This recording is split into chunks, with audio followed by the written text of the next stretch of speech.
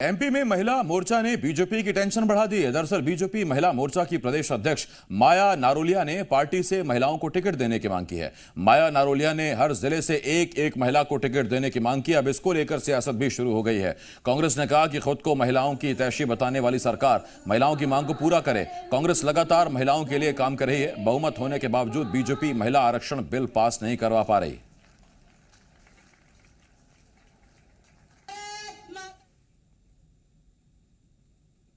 आने वाले विधानसभा चुनाव 2023 में चूंकि हम महिला मोर्चा में काम कर रहे हैं, भारतीय जनता पार्टी में काम कर रहे हैं, तो टिकट मांगने का अधिकार सबको है।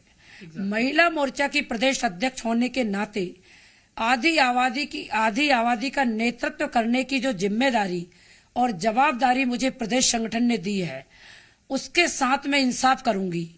हम मांगेंगे, हमारी योग्य महिलाएं हैं जो जीतने वाली कैंडिडेट हैं, योग्य हैं, उनके लिए भी हम मांग करेंगे और हम हमारी बहनों के लिए मांग करेंगे।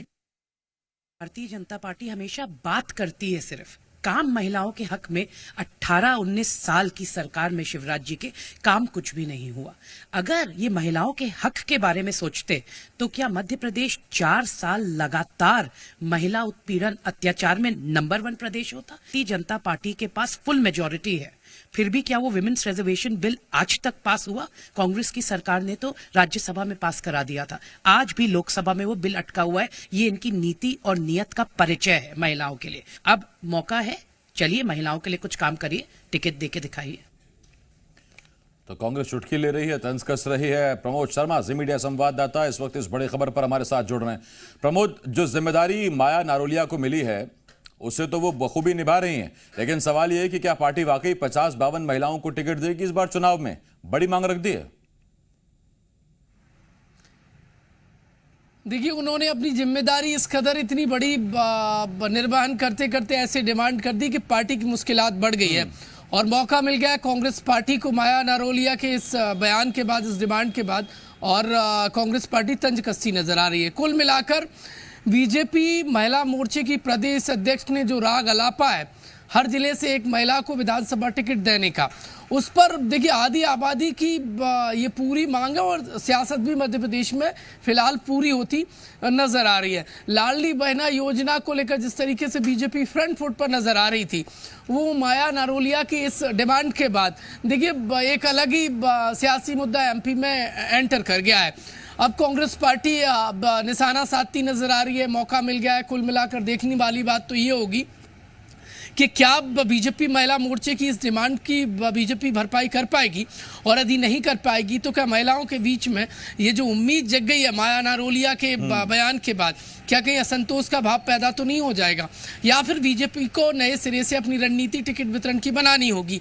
क्योंकि यदि महिला मोर्चे ने कल एक बीजेपी दफ्तर में बड़ी बैठक हुई और उसके बाद अब ये बयान देना, खुलकर ये बात कहना कि वो बीजेपी महिला मोर्चे की जो जिताऊ कैंडिडेट है उनके साथ इंसाफ करना चाहती है, कुल मिलाकर ये समीकरण बीजेपी के खुद के अपने बनाए बिगड़ सकते हैं। क्योंकि महिला मोर्चा बीजेपी की टिकट देने की जो मांग अब जोर पकड़ने लगी है। अब देखने वाली बात ये होगी कि ये जो बात उठी है तो कितनी दूर तलक जाती है और सियासी मुद्दा है, कितना गूंजेगा एमपी में। कुल मिलाकर महिलाओं को बीजेपी महिला मोर्चे ने ही टिकट देने की, हर जिले से एक महिला को टिकट देने की मांग रख दी है और दावा ठोका है कि 23 में महिलाएं ही बीजेपी की सरकार बनाएंगी। प्रमोद, तो इसमें एक सवाल और भी है। माया नारोलिया ने ये महिलाओं के हिसाब से ये मांग रख दी, अचानक सरप्राइज मिला सरकार को भी, संगठन को भी, या दरअसल संगठन का कुछ इशारा था जिसके बाद ये मांग रखी और जल्दी इस मांग को पूरा कर लिया जाएगा?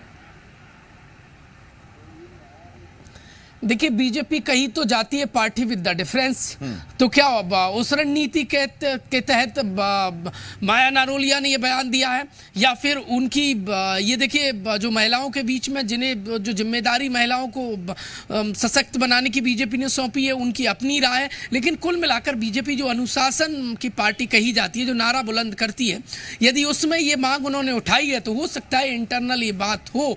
और एमपी में फिलहाल यदि देखा जाए तो बीजेपी की तरफ से सरकार में 3 महिला मिनिस्टर हैं और इसके अलावा तकरीबन देखिए 1 दर्जन से ज्यादा बीजेपी की महिला विधायक हैं। तो क्या इस बार 2023 में बीजेपी महिलाओं को बड़ी संख्या में टिकट देगी? क्योंकि एमपी में जिस तरीके से महिला सशक्तिकरण की दिशा में शिवराज सरकार काम कर रही है, लाडली बहना योजना हो या अन्य योजना हो, लिहाजा महिलाओं को साधने की जो कवायद चल रही है, हो सकता है उसका भी एक हिस्सा हो सकता है।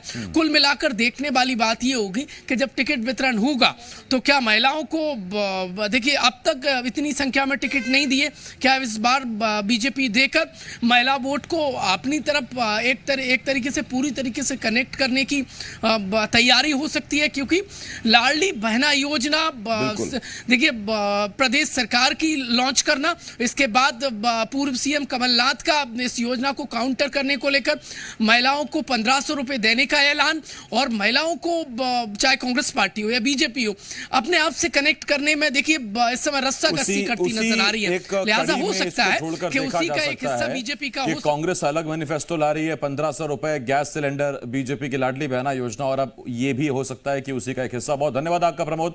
इस तमाम जानकारी के लिए प्रमोद शर्मा जी मीडिया संवाददाता भोपाल से हमारे साथ जुड़े हुए थे। खबरों में बने रहने के लिए आप हमारे फेसबुक, ट्विटर और इंस्टाग्राम पेज को फॉलो कर सकते हैं। लेटेस्ट अपडेट के लिए आप हमारे यूट्यूब चैनल को सब्सक्राइब भी कर सकते हैं और हाँ, बेल आइकन पर क्लिक करना ना भूलें।